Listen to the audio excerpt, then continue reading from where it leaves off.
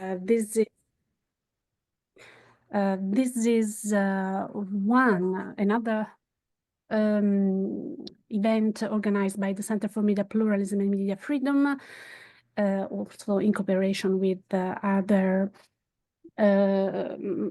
associations and bodies that are engaged in protecting, advocating for media freedom and media pluralism in Europe. And this is our fifth EMFA Talk. This 1 hour and a half talks that we have every other Monday to discuss together the meaning, the interpretation, the main challenges of the European Media Freedom Act. So to find together, I mean, with friends and colleagues that are dealing with media freedom, media pluralism, platform regulation, the ways to interpret at best this act in order to make it work for protecting media freedom and media pluralism. So I just want to thank all the participants, all the friends and colleagues that are connected today, and those that accepted to speak today. And without any further delay, I would pass the floor to Daniel Borges, who is our moderator of today's EMFA Talk that will be on Article 6. Thank you. The floor is yours. Thank you, Welda, for this introduction. I'll share my screen. Can you see my screen? Yes. Okay. So, well, the idea, I would like to thank you again. Elda said it before, for joining. I see a lot of people here, and I think it will be a very fruitful discussion. Well, the idea, I presented this short introduction to provide an overview of Article 6, the so-called transparency provision of EMFA. I will just give this brief introduction to facilitate our discussion. I hope to not go beyond what our speakers will have to say, but I will be short and brief in my introduction. Well, we call Article 6 the transparency provision, but it's actually about duties of media service providers. Duties that, of course, concern ownership transparency, so the disclosure of ownership information, and the measures that should be taken by media service providers to guarantee editorial independence.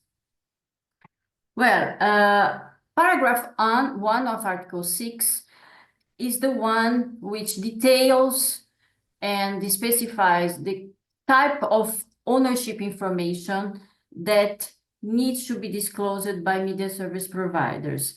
So it's a kind of closed provision that lists all the different information, but it's very dense because it includes not only details on the name and direct and indirect owners, but also the beneficial owners according to the Anti-Money Laundering Directive definition of beneficial owner, and also, which is a very important thing, the funds for state advertising, and also funds and received from third countries or third country authorities or entities.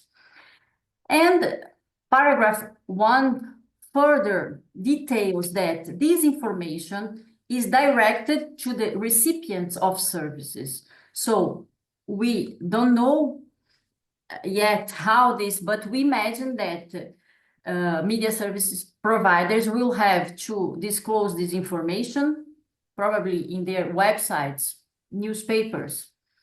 This will be further detailed by the Commission and the board, how this will be standardized, because we will have all media service providers having to disclose this information, and this needs to be in a kind of standardized way.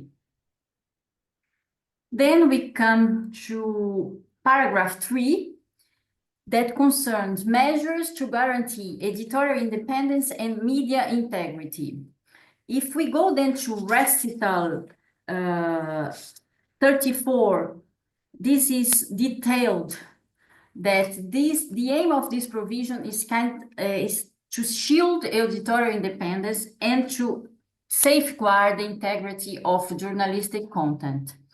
So according to this provision, media service providers, they need to guarantee that editorial decisions are taken freely with the established editorial line of the concerned media service provider. Different from paragraph 1, in this case, these measures are directed internal to the media service providers themselves. They have to take internal measures to guarantee the freely of editorial decisions. Then we have a different kind of duty that concerns the disclosure of actual or potential conflict of interest. And this letter B, is similar to the transparency obligations of paragraph 1 because it's directed to recipients of services as in paragraph 1. We have to understand why these two different provisions, editorial independence and ownership transparency obligations, are put together. And we have recital 32 of EMFA that gives the motives or justifies why these two provisions are put together. So knowing who is behind a certain media service provider helps the recipients of services to understand potential conflicts of interest. Likewise, such transparency is also effective to disincentivize and limit the risk of interference with editorial independence. So this is a kind of justification that EMFA gives to put these two different kinds of duties or obligations together. Finally, we come to paragraph 2, and I jumped from paragraph 1 to paragraph 3 because I see paragraph 2 as a kind of intruder, because it's not a duty or an obligation directed to media service providers themselves, but instead it mandates member states to entrust national authorities to build and store the information that is listed in paragraph 1. So paragraph 2 is about the building of national ownership databases. In effect, recital 33 further explains that these databases will work as a one-stop shop, and they must be available and accessible also to the recipients of services. Then if this will be before payment, we don't know, but they should be available. Ideally, as the recommendation of the Council of Europe says, this should be for free, but we still don't know because some member states requires a fee when you ask for information on ownership. So But this should also be available to national authorities, of course, but also to national authorities of other member states and to EU bodies, because the idea is that these databases could be cross-country and cross-jurisdiction accessible in order to be consulted by different authorities in different member states. Well, I come to the end, just pointing out, in my view, what are the main challenges, in my opinion, in the implementation. I see the most challenging paragraph 3, because we have the recommendation that was issued, the recommendation from the Commission from 2022 that was issued with the draft of EMFA, that somehow explains what kinds of internal measures can be taken by media service providers in order to ensure the compliance with these provisions. But I really see as a difficult task the oversight of this the compliance with this provision, with paragraph 3. Then, as I said before, the standardization of information.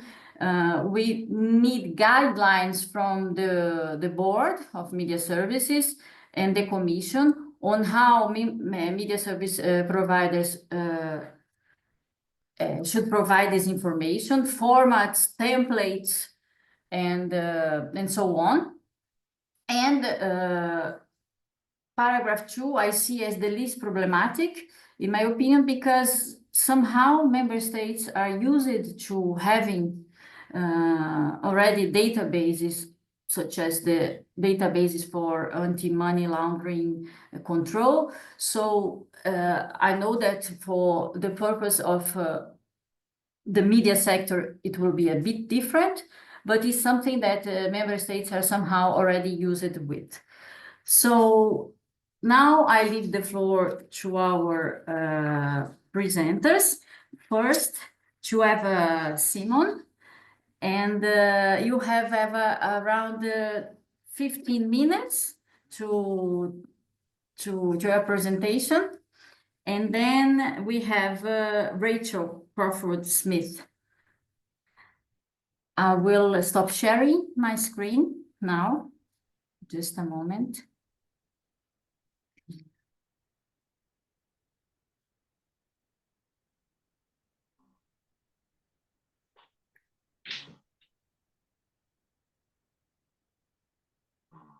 Okay, thank you so much, Danielle, for this great presentation.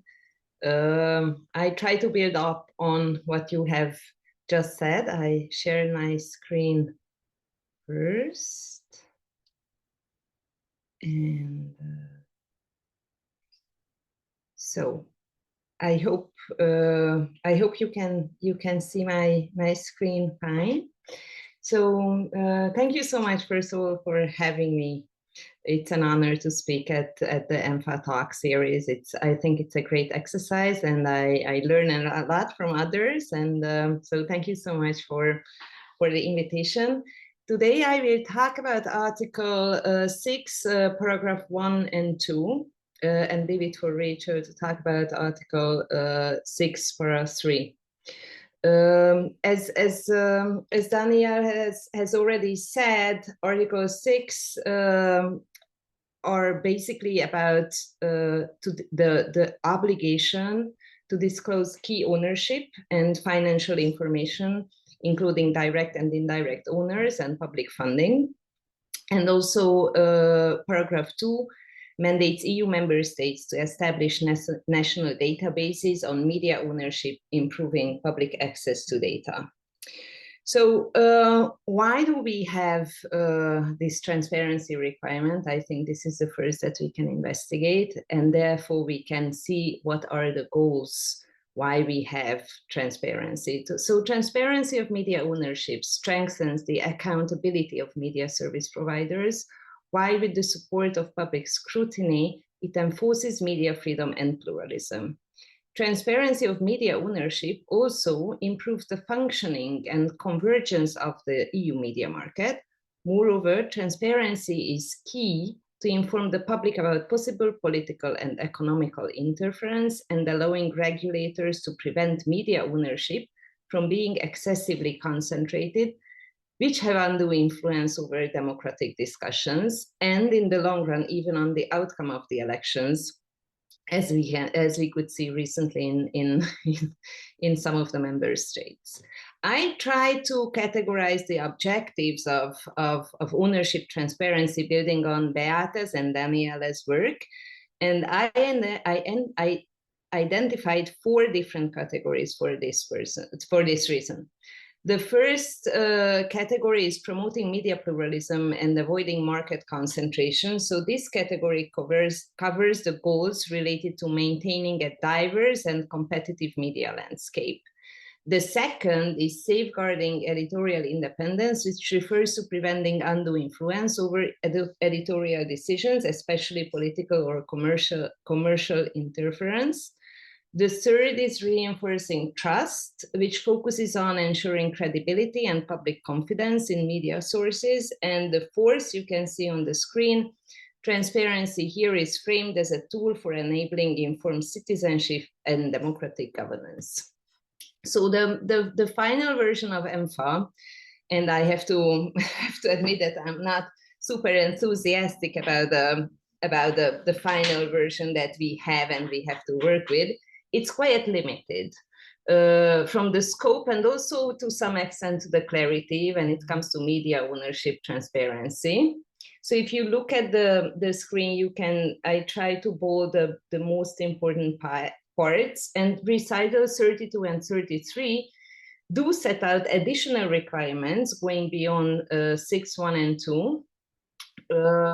But these are basically very basic information. And I think personally there is room for significant enhancement to these requirements. And we depend a lot on the national media regulatory bodies and also on the Commission and the board with this. So I think the work should be done both at the national level and the EU level to have meaningful transparency. Before going into the recommendation or the data sets that I think we would need to have meaningful transparency to fulfill the goals I mentioned in the previous slide, I think we have to look at a decision that was made in November 2022. So basically 2 months after the first proposal was published on behalf of the Commission, which created a significant backlog on media ownership transparency and in general beneficial ownership transparency.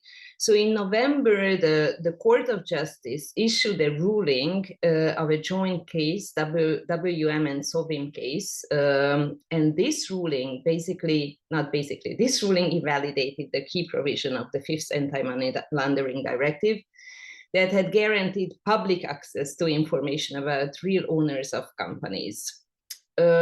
Just as a side note, so that everyone understands the background, there was an individual whose name is Patrick Hansen, who had named in the Pandora Papers, and he argued at the court that making his ownership information about his jet company at British Islands and in Russia violated his privacy and data protection. And unfortunately, so my opinion, the court agreed, stating that the law failed to appropriately balance privacy and public access, and that public access wasn't sufficiently justified.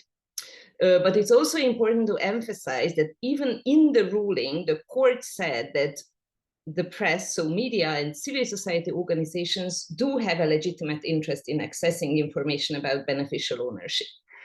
But in response to this ruling, Austria, Belgium, Luxembourg, and Netherlands, within 2 weeks after we got the ruling published, they shut down the access fully to the beneficial ownership registers.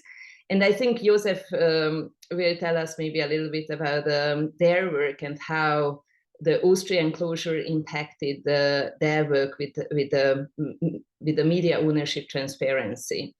I think, so what happened in this ruling, it created a huge uncertainty among many, even despite the fact that the court referred to press and civil society organizations. The public access was questioned, and it was not clear at that point whether media ownership information is distinct from the general beneficial ownership transparency. And this is why, by the end, I believe, in recital 32, during the discussions of EMFA, there is a clear reference how access to information clearly outweighed privacy and data protection in relation to media ownership. And I think this is super important for us, and it will be very important for many of the national regulators, and also for the Commission and the board, to ensure that transparency about media ownership exists and available to the general public, not only to specific parts of the society.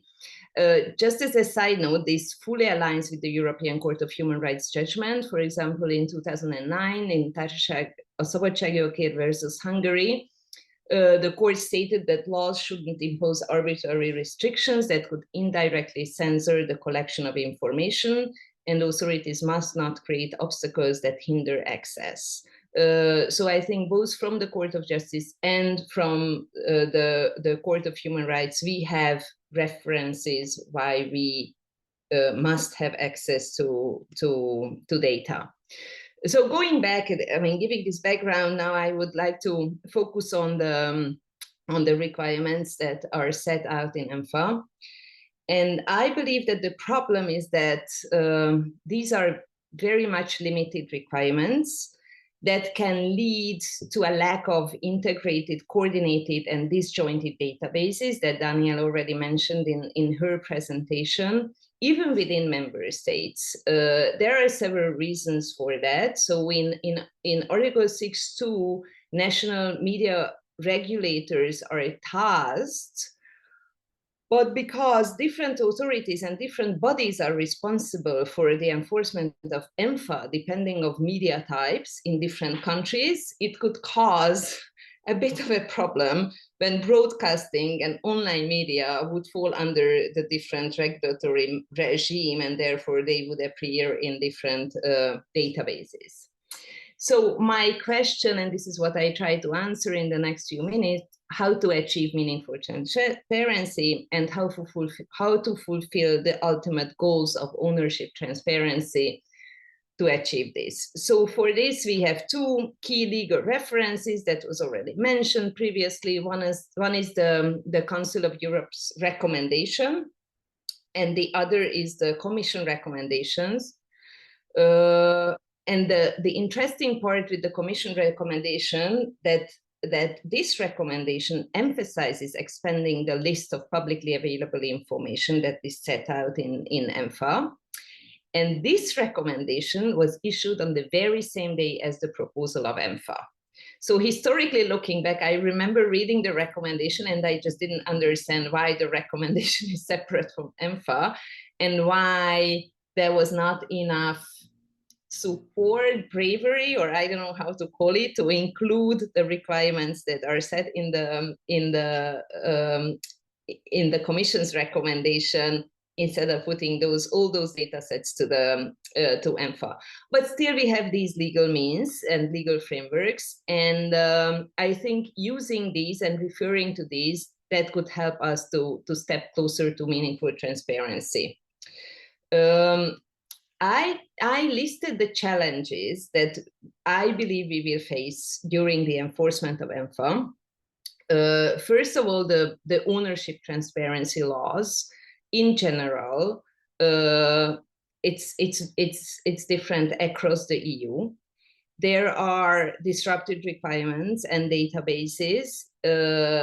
There are different sets of data, of course, that to be published for authorities. But what about the publicly available data sets, and what do we do with the data under the anti-money laundering directive that will be, or most probably will only be available in certain member states only for the press and for civil society, but not for the general public?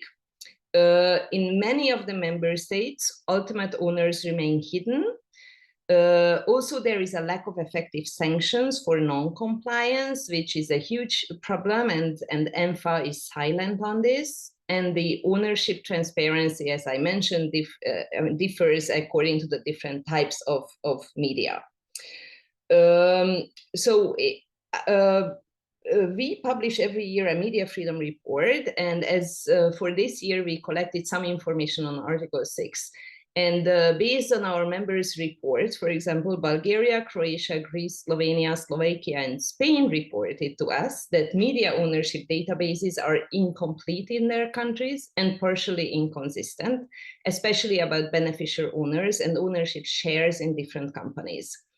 In Spain, for example, the existing laws establish certain requirements for transparency in media ownership, but the information available is not always accessible in a structured manner. So this is the database issue.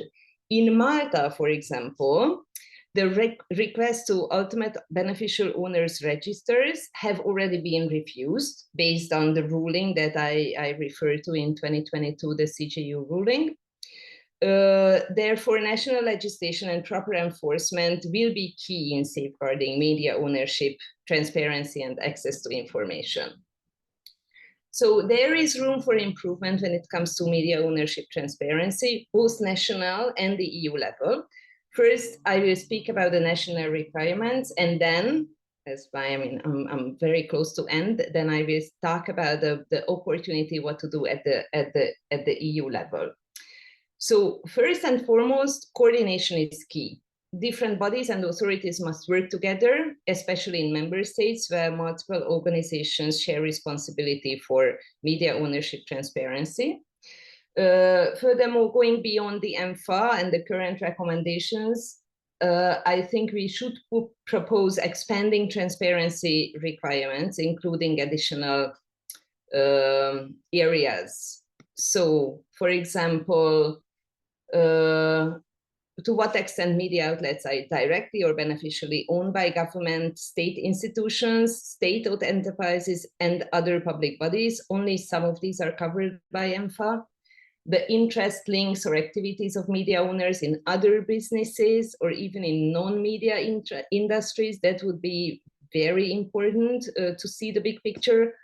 Any other interests could impact their strategic decision-making or editorial direction, changes in ownership or control arrangements over time, and proper oversight and sanctions.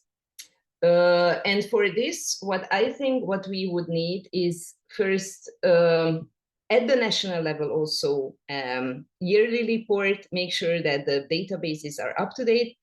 And as for my last part, and this is my last slide, what is the role of the Commission and what is the role of the European Board of Media Services? And these bodies should take a leading role in ensuring effective coordinations, and there are several key actions they could focus on. So publishing the annual report, not only at the national level, but also at the EU level would be comparative report would be very important. Establishing an EU-wide database that integrates and builds on national databases would be essential. Facilitating regular exchanging of best practices among member states, because we can see, for example, Slovenia is leading on this, and there are good examples also in some of the member states. Monitoring the enforcement of transparency and media-related rules, and finally, organizing administrative cooperation to ensure smooth implementation across border. So thank you so much for giving me space to share this with you, and I'm very happy to discuss this further. Thank you. Thank you, Eva, for respecting your time slot.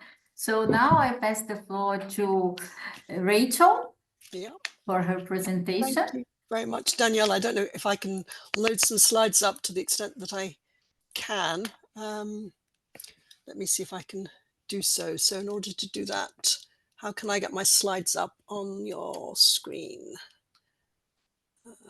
View, let's see. if I want to add some slides for viewing. So you on the bottom of your screen, Yeah. you have the share option. Let's see.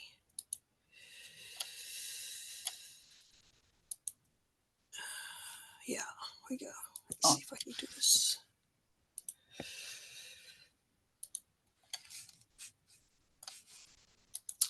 It's in a sort of shaded. Let's see if I can.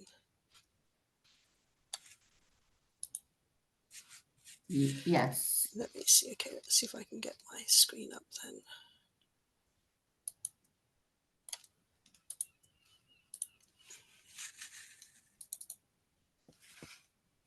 Perfect. Yes, we can see it. You can see that. Okay. Yes. Right. Okay. All right.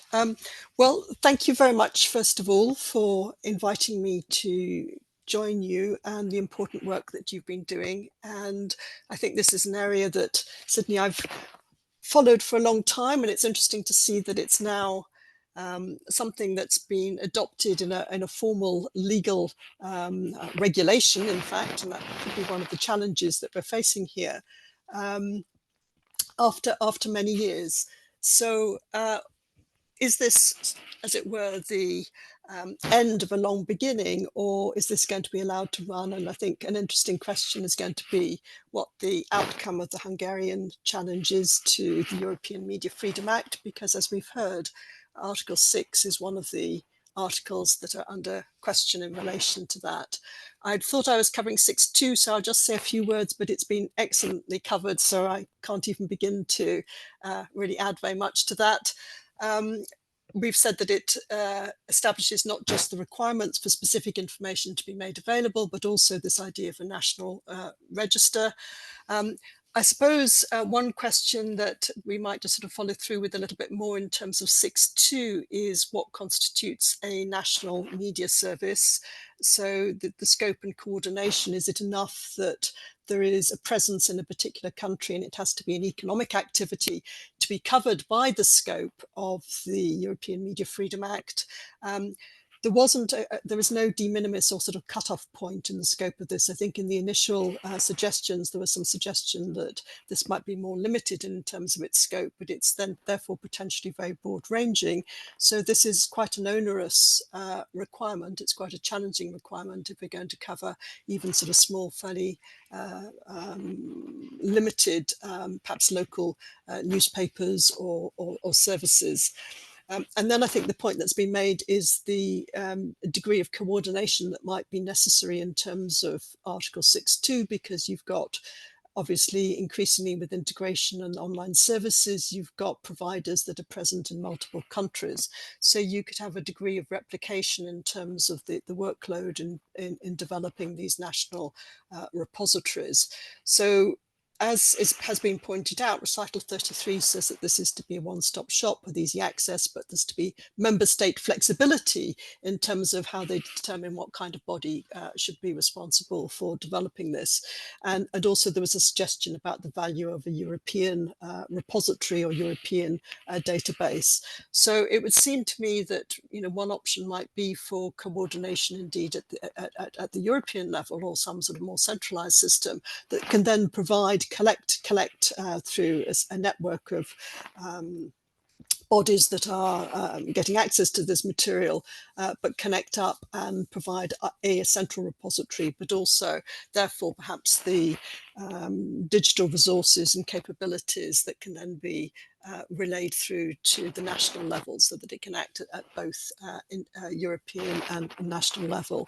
And just looking at the options that are already there, we've already mentioned a few. You've got the European Euromedia Ownership Monitor, and we've got representatives who can speak much more to this.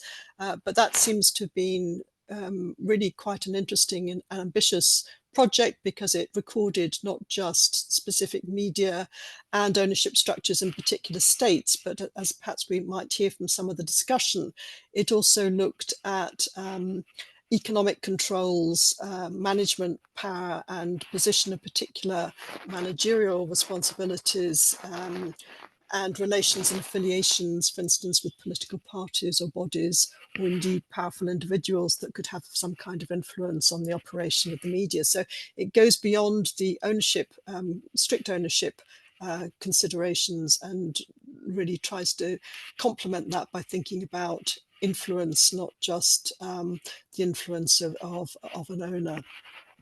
So I think that's an interesting option. It focuses on news media in particular, but it covers the press, and it also covers the audiovisual sector, so it's quite wide-ranging. The other database that's obviously well established is the European Audiovisual Observatory, MAVIS database, and that's got a focus on the audiovisual, so it's not spread out into the press, I think, to date. So in order to meet the requirements of the EMFA, it would need to be expanded in terms of its scope. But that's very wide-ranging in terms of what it seeks to focus. You've got services, you've got country reports, you've got an attempt also to track down services that come from abroad, from their country of origin outside the EU, and to think about the ultimate owners also in relation to those. So you've got a couple of models at the European level where they've already got the data, the platforms being developed to collect this information, and that could be a useful resource at the European level. So that's something to think about in terms of strategy. And then we've talked a little bit about, just in terms of that, the whole question of the challenge that's going through in terms of the legality. So 6.2 is important because it builds on 6.1 and provides that easy resource. In many cases, individuals might be not so inclined to follow through on a particular media owner if they're watching a particular service, but they might have a more general interest in media ownership within their own country, who they could select, which organizations are providing the news that might provide an alternative or a different perspective on things, but also particularly, as we've said, for NGOs and investigative journalists, in order to get access to a centralized site can be very important in terms of carrying out an investigation, particularly in terms of conflict of interest or possible financial concerns in relation to the operation of the media. If we then turn to 6.3, this I think is a much more, in many ways, problematic provision, because it confronts directly the tensions between the freedom of the press and the freedom of the press to organize themselves in a way that they consider to be best to provide the services that are in line with their editorial focus and aims.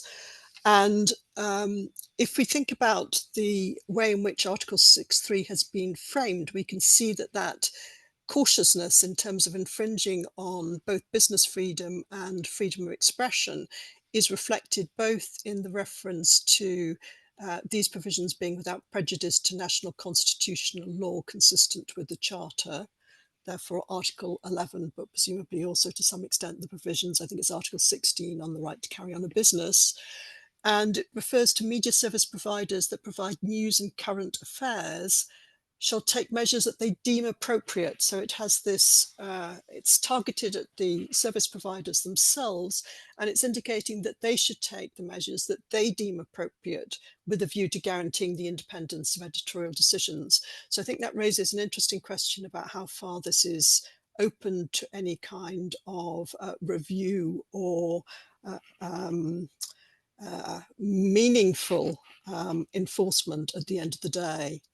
But it does indicate that there are two particular concerns that media service providers providing news and current affairs should, to the extent that's possible or they deem it appropriate within their system, have regard to, and that's guaranteeing that editorial decisions can be taken freely within this established editorial line.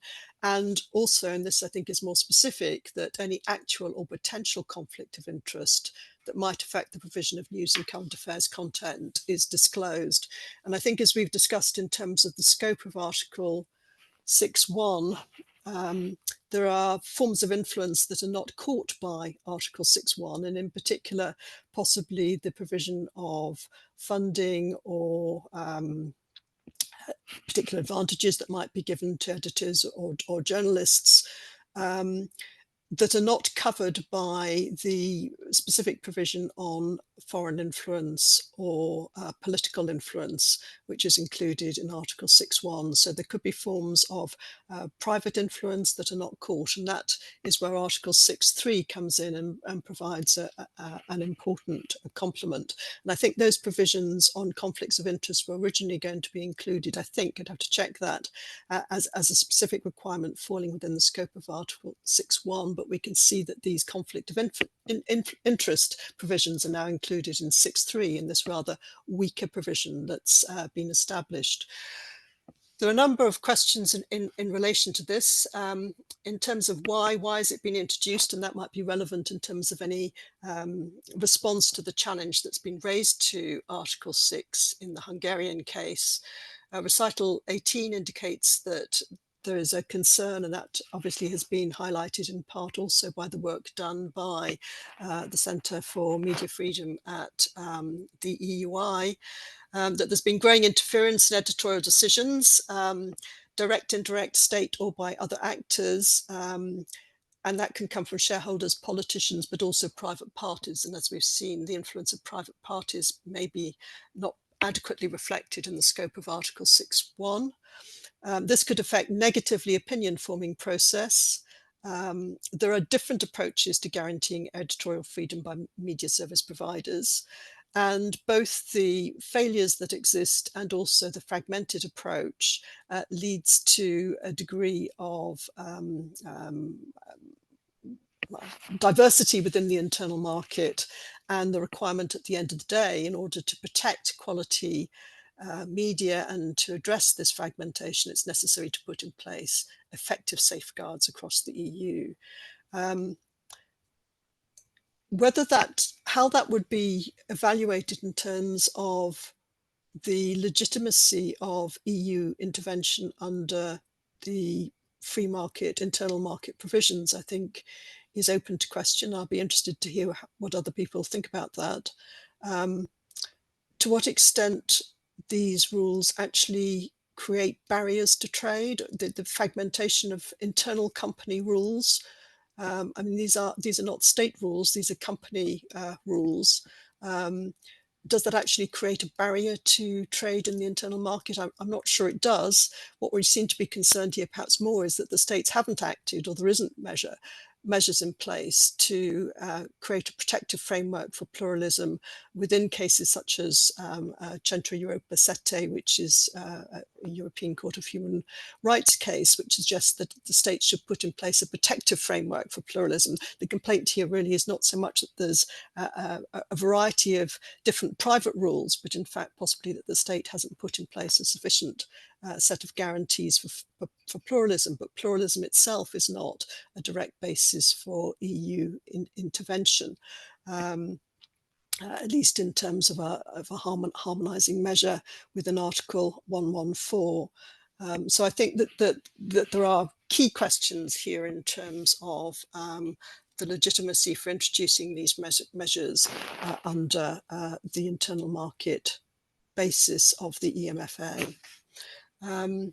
Potential actions, though, and challenges. I'm not disputing the fact that this is a key area for journalistic protection and for improving the quality of media across Europe. And again, as we've discussed before, there's reference to the Commission recommendation 2022-1634, which sets out very clearly a number of steps which media organisations can take to help support editorial integrity and independence.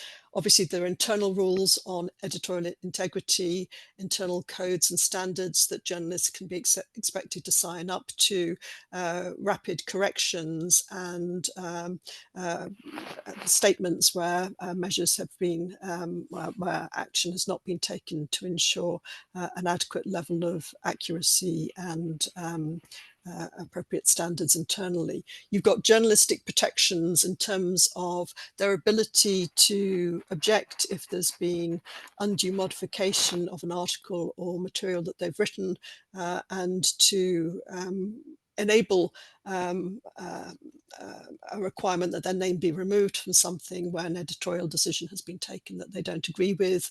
You've got hotlines, whistleblower resources within the UK, obviously not a member of the EU now, but within our print sector, some of the print regulators have set up hotlines or whistleblower resources for journalists where they feel that they're under undue pressure to make changes which they think are unethical. Involvement of journalists in governance and decision making.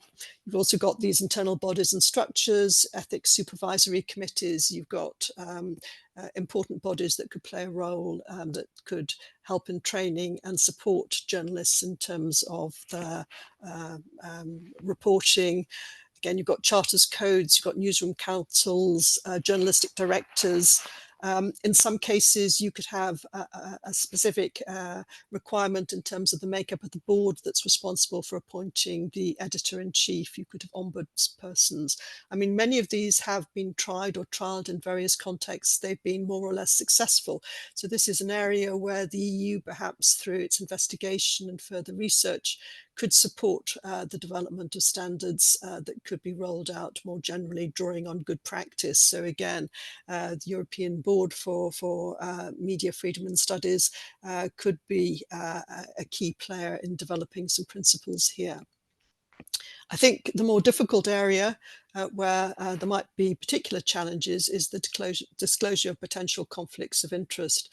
I mean, within some media ethical rules, the requirements for journalists obviously to disclose if they have any financial interests, if they're doing financial reporting.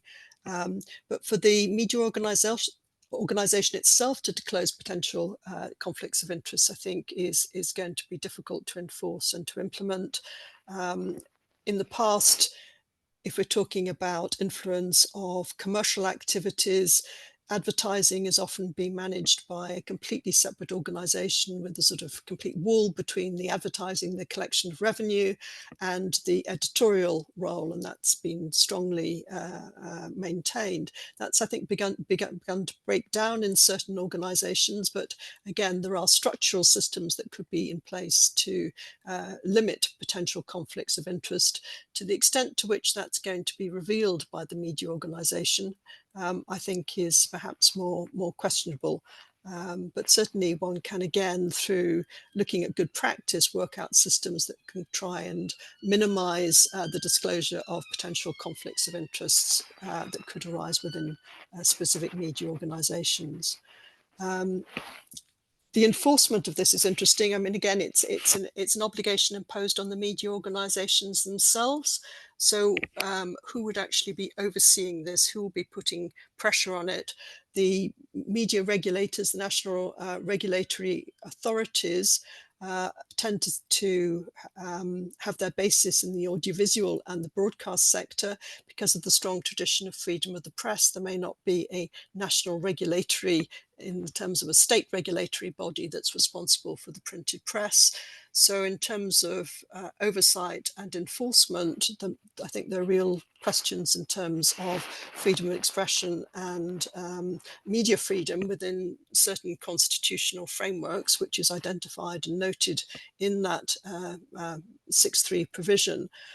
And then going back again, I think there's potentially some real concerns about the competence of this in terms of an internal market provision. And obviously we've got that very valuable recommendation, but what's the role of this as part of a regulation? A regulation is something which should be directly applicable, and how can it be monitored and how can the implementation be evaluated? And then just a sort of final point, just to think about some of these concerns. Some of the concerns that we might have in terms of the effectiveness of this might be modified or reduced to some extent given the broader context of EU measures. And obviously the European Media Freedom Act itself is part of a broader range of measures that have been put in place by the EU in light of the European Democracy Action Plan. So another measure that could be relevant here in terms of trying to support the operation of Article 6.3 is Article 18 of the European Media Freedom Act, which enables media service providers to make a declaration to say that they are editorially independent from member states, political parties, third countries, and entities controlled by third parties. So again, that reflects the limitation in Article 6.1 doesn't apply to potential influence by a powerful private individual who might have an interest in trying to influence on particular issues. And I suppose in relation to that, one should also link up the importance of knowing about, in terms of the ownership, not just the ownership of a particular media organization, but the other interests that a particular media owner might have. So is it heavily invested in green energy, or is it heavily invested in the oil industry? So what are its interests too? Which again is not, I think, adequately reflected in the provisions in Article 6.1, but the suggestion is that this could feed through into the operation of 6.3 and be addressed in some way in that capacity. If you're able to make that declaration too, you should be indicating that you're subject to regulatory requirements concerning the exercise of editorial independence. And that might be a problem for certain press outlets such as The Guardian and the FT in the UK, which had sought to be free from even self-regulatory systems. They've introduced their own systems of internal self-regulation.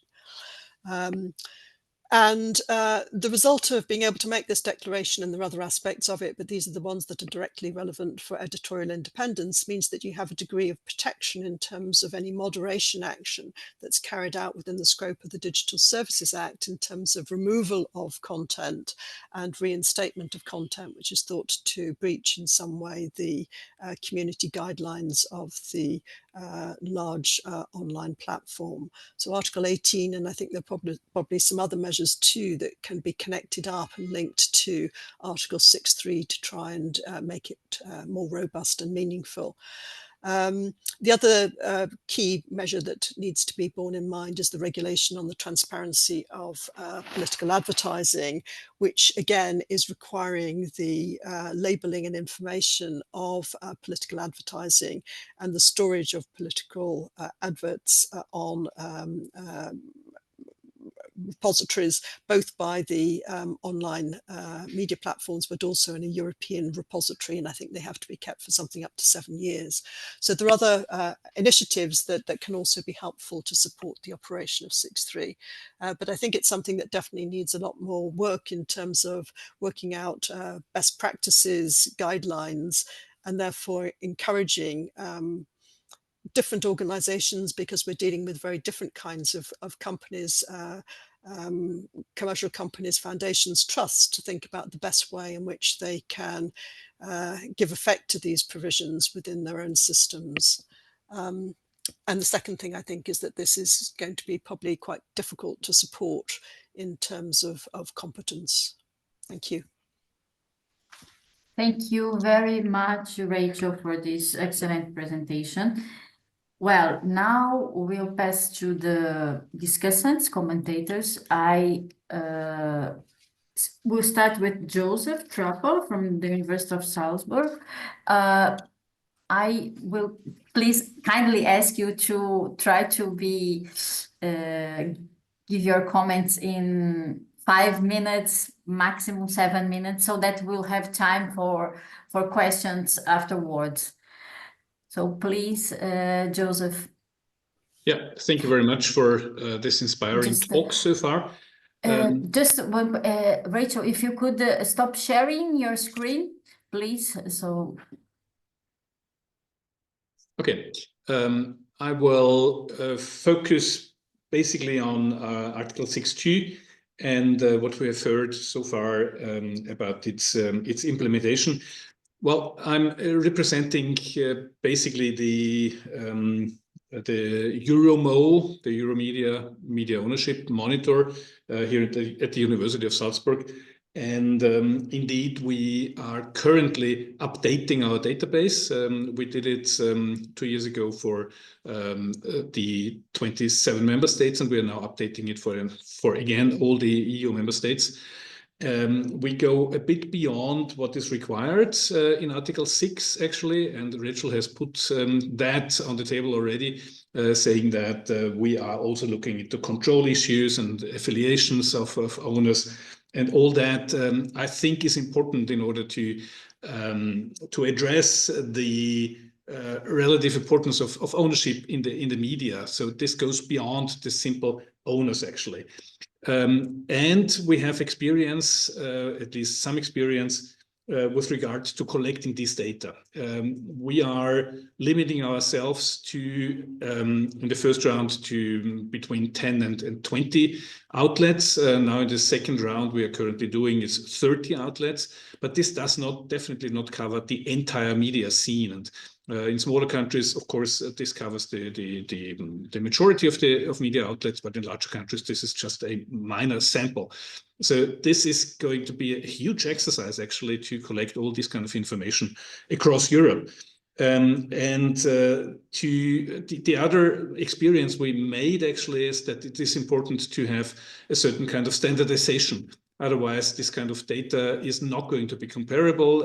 Each country is going to collect different things, maybe according to their own legislation, actually. This has also been pointed out by Eva already, that we have different laws in different countries when it comes to transparency. So if that instrument should work, actually, we need to be very careful on a standardized system, how to collect this kind of data. Okay, recording in progress. Thank you. To say a few words about the court decision Eva was talking about, this was indeed a problem for us because we had to remove, or we decided actually to remove the beneficial owners at the very end of the chain because we did not want to have any kind of legal issues with regard to beneficial owners who would then refer to that court decision.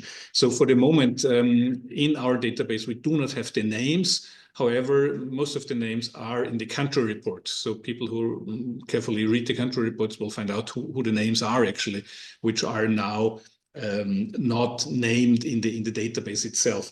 But of course, the database is more useful if the names are there. And I look forward actually to a solution here. I'm not a lawyer, so I don't really know where the solution lies. But it would make sense only if we have the individuals at the end of the value chain actually named by person. We do have the data actually, so it's just on a fingertip that we could put them online. So the information is there, but for the moment we do not disclose them. And finally, maybe a short remark on Article 6.1 letter D on the state advertising. Rachel, you shortly touched upon this point at the very end of your presentation. I think this is also a very important thing. Not in the western part of Europe, but rather in the eastern and southeastern part of Europe, including Austria, actually, where I'm sitting. We do have some kind of experience in transparency of state advertising. We have a law since more than 10 years in Austria requiring full transparency, meaning we do know how much money does a certain minister invest in advertising for a certain media outlet. So we do know how much money gets a certain newspaper from a minister or from a ministry or from a public body. The unfortunate consequence is that it didn't change anything. So we do know now who invests how much money. We can follow whether there is a certain kind of influence in the coverage of that newspaper or not, but it doesn't really matter. So transparency in itself is only a first step, and it's not the final step. We need to go further. It's a prerequisite. We do need transparency on all this kind of data, but the consequences need to be taken in a second step. So in that sense, EMFA is only a first step. in my regard with regards to control of ownership and with regards to control of the institutions. I see that my colleague Thales now joined the meeting, and maybe later in the meeting he can answer some specific question on Euromo. And the Christophorus made a comment in the chat here that there are problems in the Cyprus database. Of course, our database is as good as what our experts from the countries deliver, but we have a system here that everybody who sees a problem in the database, please report that, and we're going to see how much we can change our information if this is not accurate enough. So it's an open system. It's a pilot so far, and we hope that this is going to be part of the Article 6.2 in the future. Thank you. Thank you, Joseph. Now I pass the floor to Beata. Okay. Please, Beata. Just Rachel, I'm afraid that you haven't stopped sharing your screen because we still. Yes. Now, please. Yes. No problem at all. I didn't want to interrupt Joseph, so I waited until the end. Okay, please go ahead, Beata. Yes, I will be very short. I would like to actually mention two issues, and first remark would refer to what Rachel and Eva already focused on, what kind of media service providers will be covered by Article 6, and how we can distinguish different types of the media which would fall into the definition of the media. And this is really, I think, one of the greatest challenge and kind of issue for implementation of EMFA and Article 6, because we will basically deal also with the question, what is economic activity and which kind of media will fall into that. For instance, in the project which I'm currently part of, Media for Future Democracy, we cover 3 media sectors: commercial, public service media, and also non-profit sector. And non-profit sector is quite important, you know, in many countries with journalists producing content, still not commercializing it. So we have this issue which somehow will have to be solved from country to country.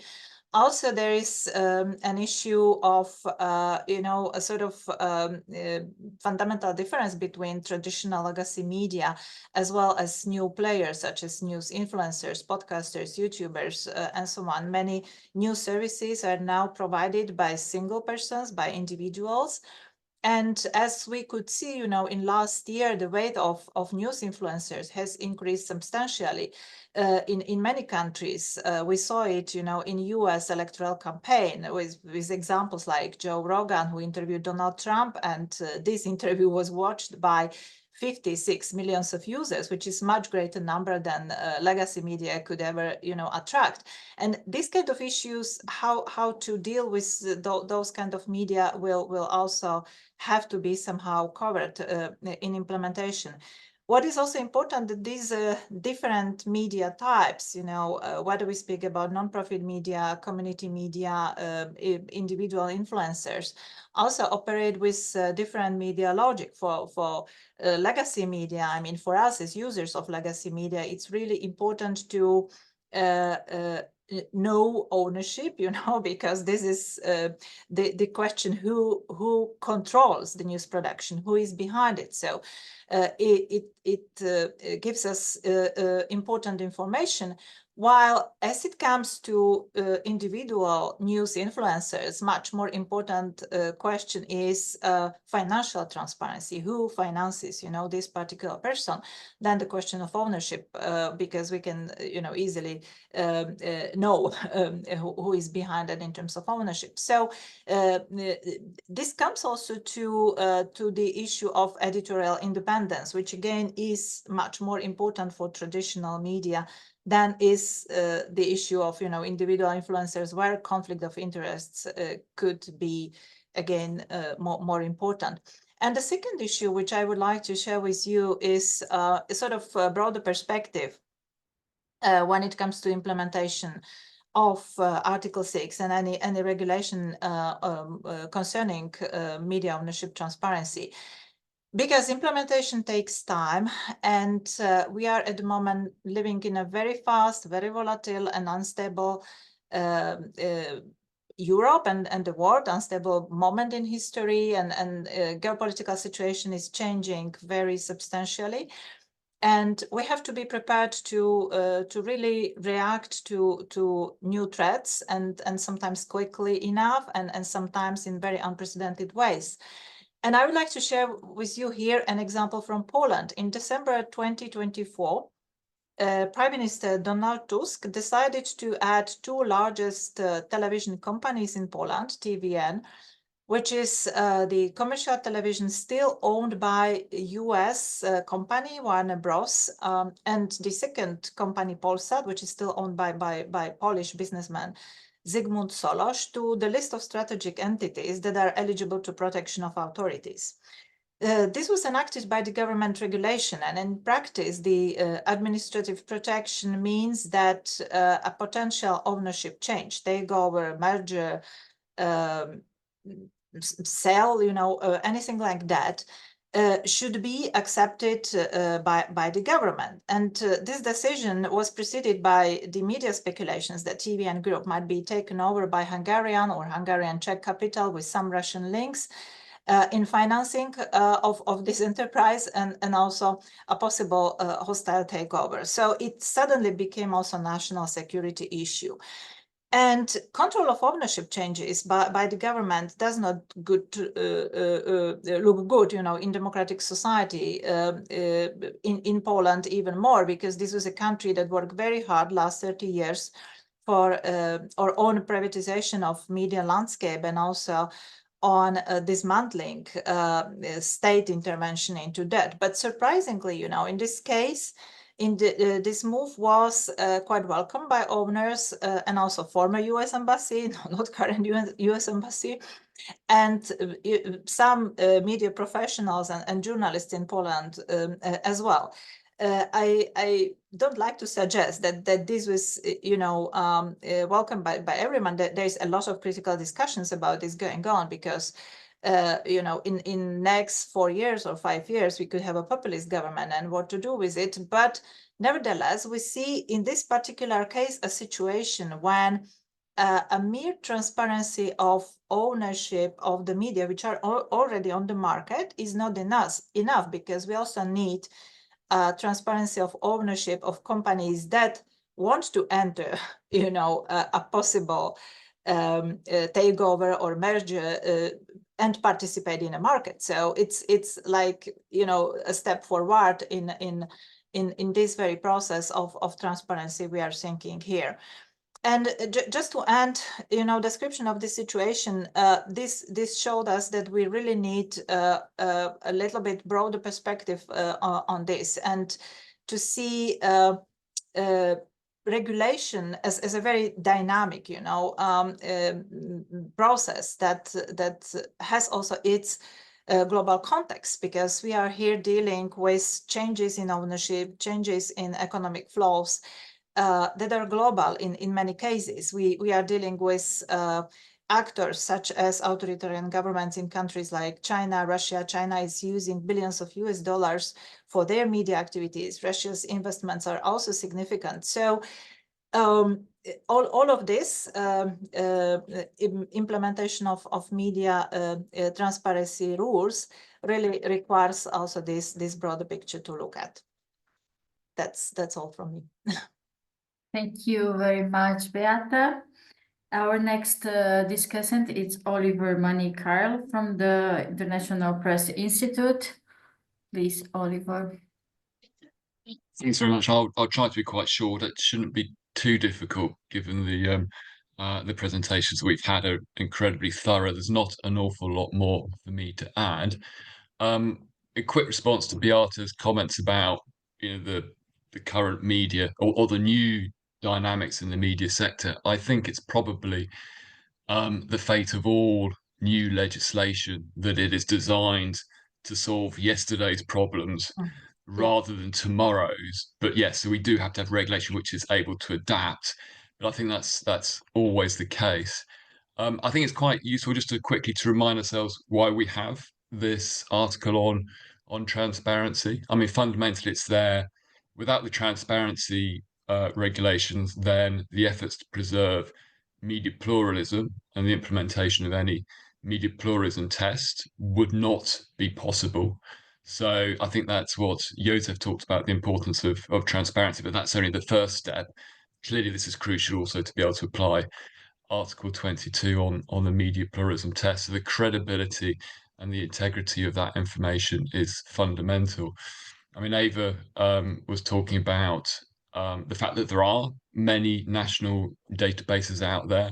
None of them that exist today meet the requirements outlined in EMFA. So for all its weaknesses, it shows that actually the EMFA article is already raising the bar quite significantly across Europe. So that obviously needs to be welcomed.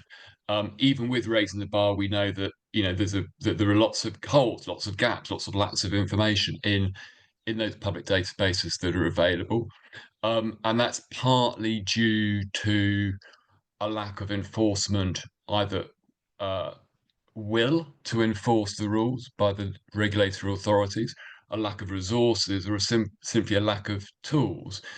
Melissa from Croatia put a comment earlier on in the chat about the recent MFR mission on Croatia, and there we looked at the lack of powers on the CEM, which not only does media ownership but also deals with state advertising, and the fact that there is an obligation on both the media and on state companies to provide information about how money is spent, state advertising money is spent on media. There's a legal obligation, but if they fail to do that, there are no consequences. And as a result, the CEM, the regulator in Croatia, is unable to enforce those rules. So the question of tightening that up is really important. EMFA does not seem to do that, but I think it's obviously incumbent upon policymakers at the national level and media stakeholders such as ourselves to monitor carefully how, as EMFA is rolled out, as national regulation is brought into line with EMFA, to make sure that those rules are introduced, to make sure that there is sufficient resources and power, if you like, to the regulators to be able to do that. That said, I think we also need to monitor that regulation to make sure that there is not overreach in terms of the power of the regulators. Article 6 was an extremely contested article, particularly from the point of view of the publishers, who were very concerned about any extension of Europe-wide regulation that might impact their ability to operate. And while there's a long tradition of broadcast media being regulated, that was also a very long tradition of print and therefore also online media having no regulation whatsoever. So there's lots of genuine and well motivated concern about this, and that we don't want this to become a back door for potential further regulation or undue regulation of particularly the content of anything that's produced. And I suppose one concern is that the media regulators that will be given this power to have oversight over also on ownership or state advertising already have the power to or the responsibility to apply broadcast rules and standards. They already have a role in overseeing content. And I think it's something that we need to monitor very carefully to make sure that that tendency does not overstep that mark, but either because that's the custom of the culture of that regulator, or because national governments may see this as an opportunity for regulatory overreach. So that's one other concern. On editorial independence, I mean, I think again this was a very contested area, but I think it's a really significant article that's put in there. And not just in terms of principle, I think in practical terms, I hope that it will be implemented. The conflict of interest rules are fundamental. And we know this. And again, if you take the slightly bigger picture, look, why are we worried about this? It's the problem of, I suppose, media capture, particularly in Central Eastern Europe, where we've seen over the last 10, 15 years, the nature of media ownership has changed dramatically. So that in most Central and Eastern European countries, and certainly not alone, other countries too, but you have a pattern of media being taken over by oligarchs who have built their economy, built their financial wealth on the back of industries where they have public contracts. So that might be the energy industry, that might be transport, that might be finance, that might be, you know, the range of different types of industries where they have built their wealth on the back of public tenders and public contracts. There's an obvious potential for conflict of interest if a media is owned by a company that has many other investments in many other sectors and is receiving other forms of state funding indirectly. So if you're reporting on the energy industry and your ultimate owner also has investments in the energy industry, this article requires there's an obligation to make that information publicly available. So I think that is also really important. I'm trying to think how practically, you know, in what case this article could be could be used in courts, you know, in terms of how do we demonstrate that there has been an interference in the editorial decision making of a newsroom. Clearly, owners have the right to define the editorial line, but not to interfere in the day-to-day decision making. So how that transpires will be interesting to see how that's tested. But I do see an opportunity for where there are disputes between management and journalists, where journalists are either forced to leave or resign as a result of editorial disputes out of questions of conflicts of interest or principle, then those journalists may well be empowered to use this article to challenge unfair dismissals or unfair departures. So I do think there is a real opportunity there. Yeah, I think those are most of the points. We're short of time, but I hope that's a useful contribution. Thank you. Yes, very useful indeed. Okay, thank you very much. Now our last discussant is Frédéric Bocbza. I'm sorry if I didn't pronounce your name, your surname well, from Arcom. So please, the floor is yours, Frédéric. And then I hope to have at least 10 minutes for discussions and questions from the participants. Thank you very much. Good morning, everybody. Yes, I'm Frédéric Bocbza from Arcom, France. Thank you for the invitation. It's an honor to be here. All the more that I think I'm the only representative here among the discussants of a national regulatory authority. So I hope my thoughts will be useful. Although I have to say that to a large extent, they will corroborate a number of remarks that were already made. So you may see it as in a way reassuring, but that's the fact. I'll focus actually mostly on paragraph 2, because that's where, as was already stressed, the role to play relies for national regulatory authorities. And even not in all cases, because, well, that will be the way, that will be the case for the audiovisual part, but probably not for the written written press part in some cases. I'll just make a side note on paragraph 3. Yeah, as was stressed, it's directed only at media service providers, but in some jurisdictions, actually NRAs may have a role or have a role when it comes to guaranteeing the independence of editorial decisions. Of course, only vis-à-vis audiovisual media, not the written press. This was very well stressed already, and I want to stress also on my side that we are, well, completely aware of the very high sensitivity of this, and that we have no intention or no willingness whatsoever to go on that field for what we are concerned. And I have to say, even well, when applied to audiovisual media, it is a challenge to implement such a kind of provision because we do it always with in mind the fact that the freedom of communication shall prevail on other considerations. So in case of doubts, and there it is very, very, well, obviously there are lots of doubts, well, we don't go for any intervention. So this being said, let's focus on paragraph 2. Is it really the least problematic, as was said? Well, probably, but still it raises a number of questions, which may well impact the effectiveness of the whole scheme. Just to tell you also, the media board, the European Board for Media Services was mentioned. And yeah, very clearly, it has no direct mission stemming from Article 6.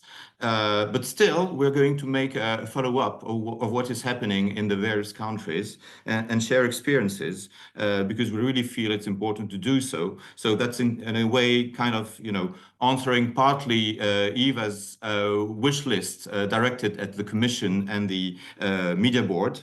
But there I want to manage expectations because, well, we have limited resources to do so at national level and at EU level. And so we already have a lot of on our plates with the other provisions of EMFA, such as concentration, such as national measures, etc. So, well, for this one, it's important, but it's not a task that stems directly from EMFA. So we'll do it really on a best effort basis. One other remark I wanted to very quickly make is that, as was mentioned, the question of the competent authority for the setting up of the database is posed to member states, so governments, parliaments. So yeah, in a number of cases, probably there will be two distinct authorities in charge of audiovisual on the one side and press on the other, which may lead to, well, questions of borders and consistency within a given member state. And there will be also questions of consistency, as was said, among different member states. And here, a very basic questions we have is that of territoriality, country of destination or country of origin. And honestly, it's not so obvious because, well, while this text is of course, based on internal market. So you could argue that it's, of course, country of origin. And yes, probably legally speaking, it is country of origin. But when you look at the aim of this provision, it is to make sure that any citizen, European citizen, is able to get transparency about the media or the TV or radio he is looking at or listening at. And this would then plead for a country of destination approach. So, okay, I don't want to debate about this on a legal point of view. It's just to say that we really have to strive for consistency among the various databases and trying to make it easy for any European citizen, wherever the media he is watching, to take this example, is based, to get the information, even if it's in another member state, in another database. As for the EU-wide database, well, this is something that was discussed during the EMFA negotiation, as you know. It was discarded, I would say, unfortunately, but the fact is it was discarded. So now, well, we have to implement national databases, and we'll try to make the most of it. But, well, we don't have the powers, even if we wanted to put in place an EU-wide database, at least as things stand.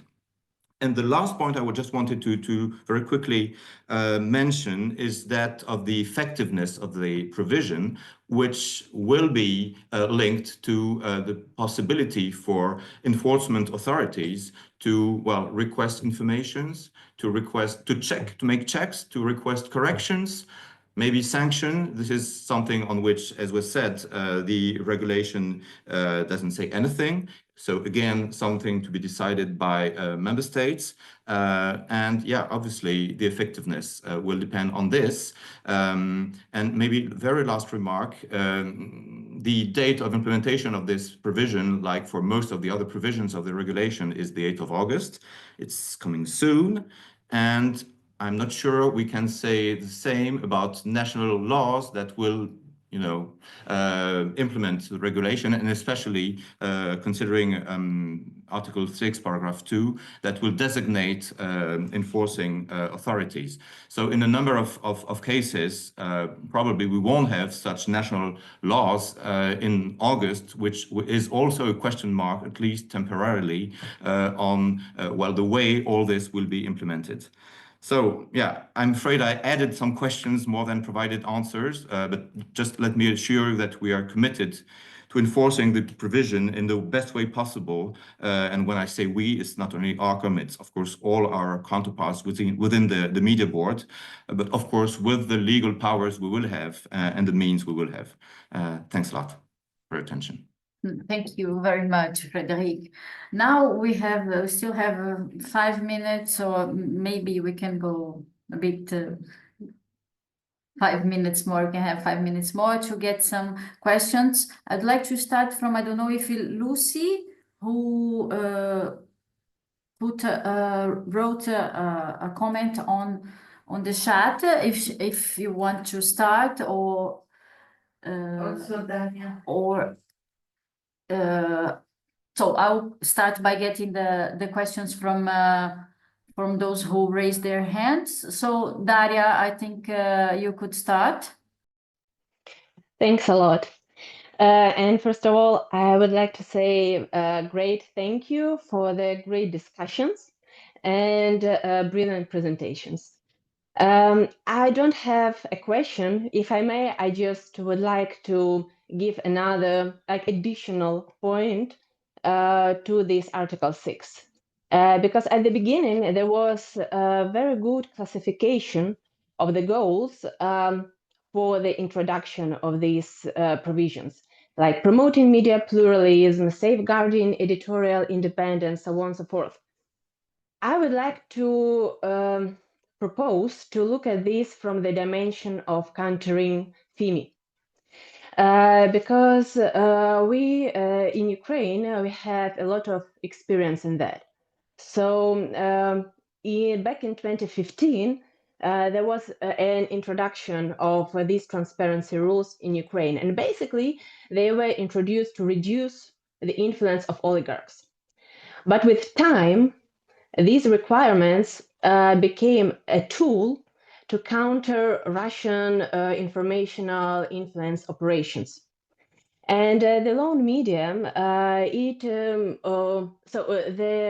the requirements were quite a strength, and the lone media made them even more strength, so even more obligatory, not obligatory, but even more like broad for the subjects in the sphere of media.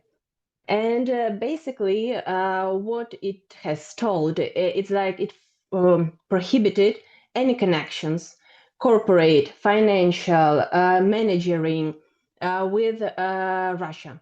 So any subject that has some such kind of connections cannot work, operate as media in Ukraine. And I will not go into details because we don't have time, but we have a couple of remarkable cases when these provisions on media transparency helped to prevent cases of circumventing sanctions that were applied to by Ukraine and by the European Union, inter alia to the National Media Group in Russia and Alina Kabaeva. And I know that there were a lot of discussions as to whether the sanctioning applying of sanctioning mechanism is lawful when it is applied to media. And I see the introduction of these transparency provisions as alternative tool. It's not a sanction mechanism, but when you have evidence that there is a systematic influence of a foreign country into your media space, it's a signal that you have to do something with that. So it can be just a part of a more broad strategy on countering FIMI. Thanks a lot for this remark. Thank you very much, Daria, for your comment. I think we have now Luigi, right? Luigi, you have a question, a comment, or Luigi Malferrari, you have your hand raised. Yes, hello, Danielle. No, sorry, I couldn't unmute myself. Yes, no, I just wanted to get back to the question raised by Rachel regarding the legal basis for the paragraph 3 of Article 6. And I see two explanations for this. First, there is an issue of level playing field, because the independence in the editorial decisions is part of the quality of the service. And if there is a fragmentation in the internal market as regards the at least minimum guarantees that would ensure at least some editorial independence for the journalists, then this would affect the quality and how different operators can provide their services in the internal market. The second internal market rationale is about the protection of the users, because as we know, the legislator, on the basis of Article 114, can also intervene next to opening up the market, also to make sure that the users are sufficiently protected. There are plenty of rules that do so. Just there is even one whole directive regarding the quality of services provided by telecoms operators. So in that regard, Article 6, Paragraph 3 complements the opening up of the market in that it ensures that the journalistic quality of the service provision has at least a minimum standard. Then just one quick remark regarding the question that has been raised regarding the possibility for journalists to invoke Article 6.3.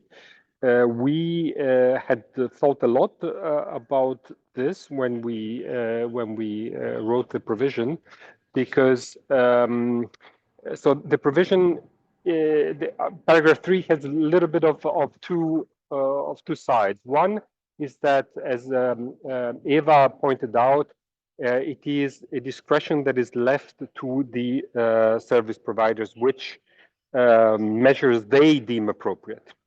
On the other hand, there is the second part of paragraph 3, which seems to be a bit more prescriptive with the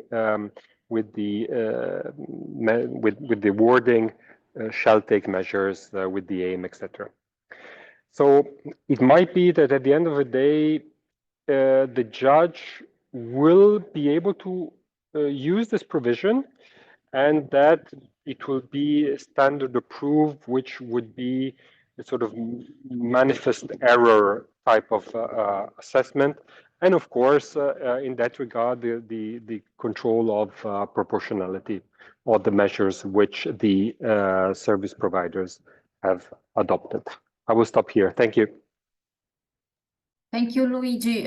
Just background information, Luigi is a fellow here. He's from the European Commission and worked directly in the draft of EMFA. So I think that his comments are very useful. I don't know if Rachel or Eva, would you like to reply to Luigi's comments, or are you fine? Because we need to close in 5 minutes. I don't know if there is any other questions, or if Rachel or Eva want to give your final remarks, or yes, a few comments. I mean, I think Luigi, brilliant. I mean, I'm very supportive of media freedom, so if we can argue that, that's a strong point. I suppose the question is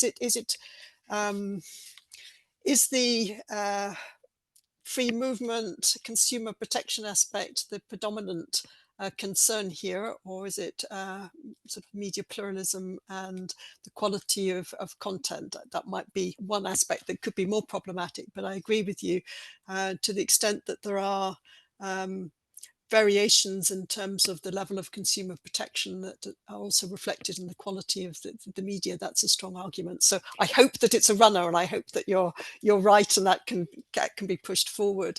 In terms of the point that you make also, I think the provisions on conflict of interest do appear to be a bit more constraining, and I think there probably is a bit more scope, therefore, to use those as a mechanism for encouraging media operators to think about introducing these measures explicitly. I also wondered, I put in the chat, but it didn't go around, on Frederique's very, very helpful and thoughtful comments from Arcom. What I was suggesting was not perhaps that we were moving directly or possibly directly to a European body, but that because of the resources and the capabilities that have already been developed in some of these organizations, that member states might look to those to actually help them to collect the information. They may not want to do that, but they could look to those organizations to collect the information. And that in turn over time might gradually lead to the development of a quite useful European database, but they could subcontract out to these organizations that already have those facilities to then use what would be easier to access information through Article 6.1, which might actually facilitate the kind of work that's been done by the Strasbourg University and its team in terms of collecting that information. Thank you. Thank you, Rachel.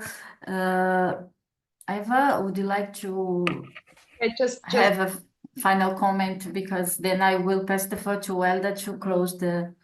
Yeah, just very briefly. So thank you so much for all your comments. It was very, very interesting and useful, and I also learned a lot. And I'm fully aware that the European database is kind of a wishful thinking, but coming from civil society, this is why we push for better and better regulation, and I hope we will achieve at that point. So it's from the internal market perspective, from the influence also that was previously said by the colleague Daria.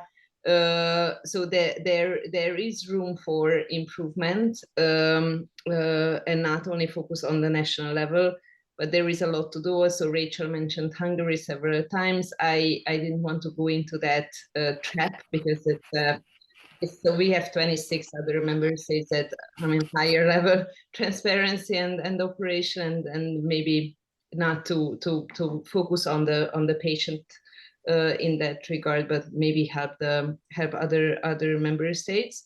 So thank you so much, and I give the floor back to Elda. Elda, please, it's to you to close this event, unfortunately, because Yes, it was a very useful, fruitful discussion. Thank you to all the speakers and discussants, and also to those from the audience who made comments. Yes, thank you very much indeed. I mean, when we were planning this EMFA talk, we were thinking of having it a bit longer, actually, because I think that Article 6, it's a word apart somehow, and is very dense as in terms of content. For me, 6.3 deserves, would have reserved a separate EMFA talk probably. But that said, I think that this format of putting together and make people that are in different ways engaged in the EMFA implementation is very enjoyable to some extent. I just said that these EMFA talks are becoming like a sort of a recurrent appointment, and we are very keen to have them. They're becoming a little bit addictive. I was joking, as a Netflix series. And so I use the opportunity to thank you once again.